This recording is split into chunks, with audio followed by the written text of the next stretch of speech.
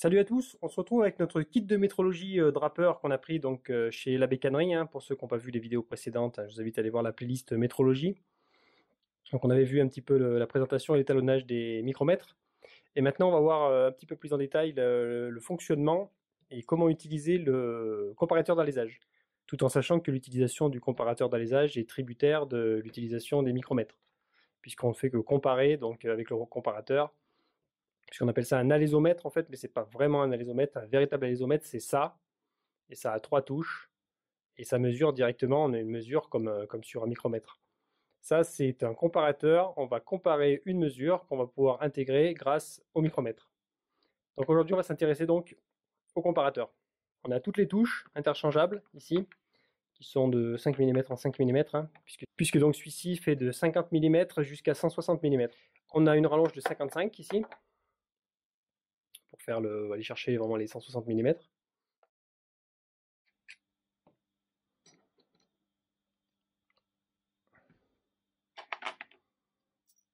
Avec une grande touche, enfin la touche qu'il vous faut évidemment. Voilà, et là vous êtes sur des grandes dimensions. Voilà, donc l'avantage, voilà, là on va du 50 mm jusqu'au 160 mm. Ça permet de voir large. On a notre comparateur, donc le comparateur est dans un compartiment protégé. On va le sortir. Ça permet, lors des mouvements, d'éviter de taper le comparateur. C'est quand même un instrument de haute précision. Vaut mieux en prendre très soin. Donc gravé au centième, hein. Donc une graduation égale un centième, un tour égale 1 mm. Donc ce comparateur, ce qu'on peut utiliser pour plein de choses, en fait, il vient s'ajouter à la tige de maintien qui elle est composée donc d'une touche amovible. Voilà, ces fameuses touches que l'on retrouve donc ici, hein. Tout le panel de touches, on peut les changer en fonction de ce qu'on veut. Donc on a les roulettes de centrage ici, qui permettent de se centrer au milieu du cylindre pour bien être sur le diamètre précis. Et ici on a la touche mobile. La touche mobile ici qui bouge, et grâce à un renvoi d'angle est renvoyée dans la tige ici, et qui pousse ici. Maintenant on va insérer le comparateur dans le pied de comparateur à la rallonge. Donc on met le collier ici à 90 degrés pour pouvoir remettre le capot de protection. On comprendra ensuite, hein, ceux qui connaissent pas. On vient mettre notre comparateur, on y va mollo. On va venir le mettre au point de contact. Et du coup on va venir, on a le 0 qui est, l'aiguille est légèrement en dessous du 0, on va venir l'aligner avec le 0, ce qui fait qu'on sera sûr d'être en contact. Voilà, là on est au contact.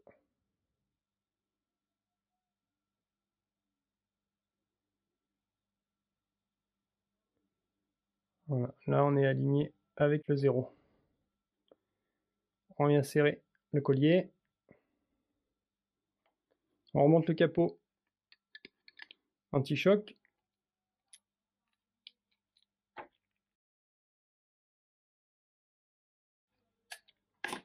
Voilà, donc comme ça, le comparateur est protégé dans ce petit capot. S'il prend un choc, si on le tombe, ça va le protéger. Donc c'est super important, tous les kits n'ont pas ça. Donc voilà, notre comparateur est en position. Donc maintenant, on va pouvoir prendre notre cote, c'est-à-dire zéroter notre mesure, hein, faire le point 0. Donc une chose très importante, hein, pour tout ce qui est métrologie, on travaille normalement à 20 degrés, ou le plus proche possible de 20 degrés. 20 degrés étant l'idéal. Et donc, pour que vous puissiez étalonner, faire vos mesures et ensuite vos comparaisons, il faut absolument être aux alentours de 20 degrés. La pire des choses à faire, c'est de prendre le cylindre dans le garage à 10 degrés et de venir dans le salon ou dans la cuisine se mettre au chaud pour prendre une mesure. Alors vous avez un cylindre qui est froid, qui est contracté, on va dire. Et là, vous avez une dilatation, vous allez tout de suite perdre des mesures. Bon, on ne travaille pas au micron, certes, mais des centièmes, ça se perd très vite par-ci, par-là. Donc, il faut faire très attention à ça, à ne pas se faire avoir. Donc, on travaille aux environs de 20 degrés avec toutes les pièces à la même température. Les micromètres, le comparateur, le cylindre, le piston, si on fait avec des pistons, enfin voilà, c'est très important, hein. C'est un 175 Moto Bécane, hein, un Z2C pour ceux qui connaissent des années 50, ou U2C, hein, c'est les mêmes, le U2C, le modèle à batterie. Donc on va s'en servir de modèle pour vous montrer un petit peu comment prendre la mesure. Donc maintenant on va venir prendre notre 0. Donc notre 0, on a notre fameux cylindre, hein. Donc on vérifie bien que le cylindre soit propre. S'il y a des petites micro-rayures, on y passe un coup de haut noir, hein, pour avoir une surface bien lisse. Ensuite, on prend notre micromètre correspondant, c'est-à-dire dans le cas présent le 50 à 75.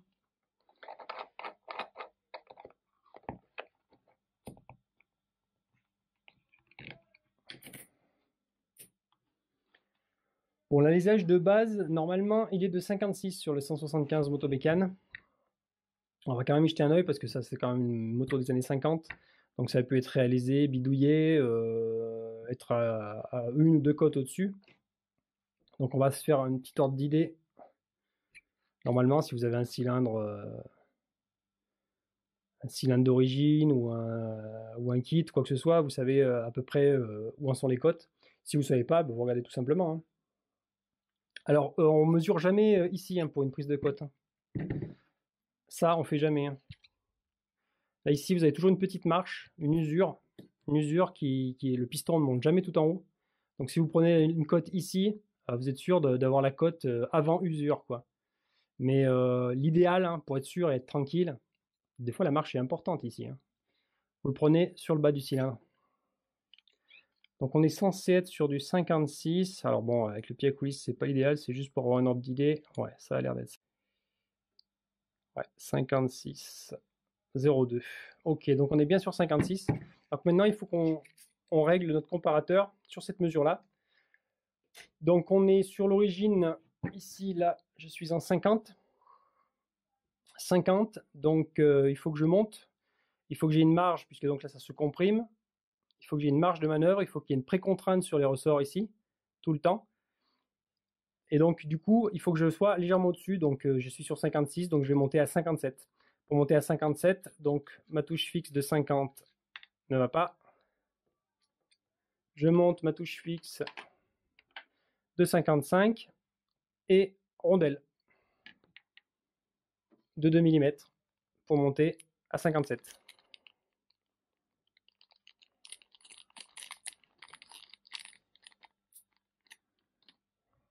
Bon, normalement, elles sont rangées, hein. Elles sont rangées dans votre boîte pour savoir laquelle est laquelle, pas vous mélanger. Moi, personnellement, je préfère le laisser dans le sac, donc pour ne pas avoir de mauvaises surprises et les perdre. Bon, si vous avez un doute, hein, n'hésitez pas à vérifier. On est bien sur nos 2 mm. Donc, notre touche de 55, notre cale de 2 mm, et on remonte le tout. Donc là, maintenant, on est à 57. On est à 57, et notre cylindre, cote de base, 56. Donc on rentre la cote.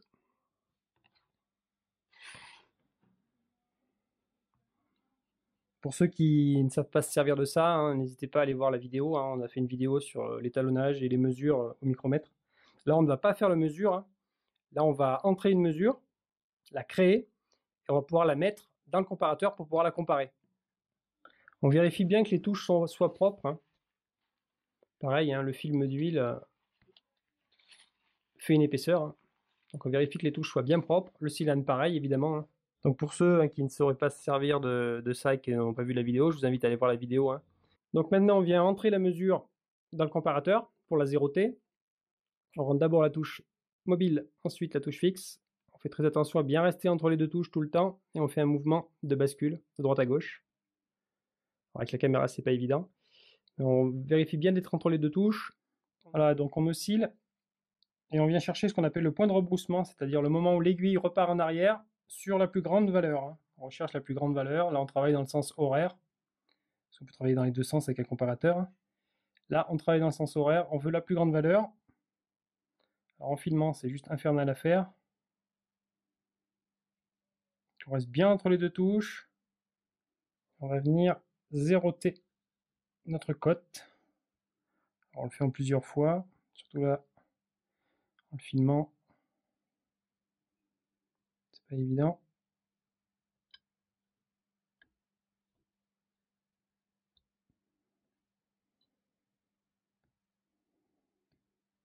Là, on vient intégrer la valeur dans le comparateur. C'est cette valeur qui nous servira de valeur donc comparative. Bien rester dans l'axe des touches du micromètre, c'est pas évident. Mais voilà, là on y est. Ok. Là on a notre point 0 qui est donc à 56 mm et on est ici à quasiment 2 tours. Parce qu'on avait fait 80 en fait.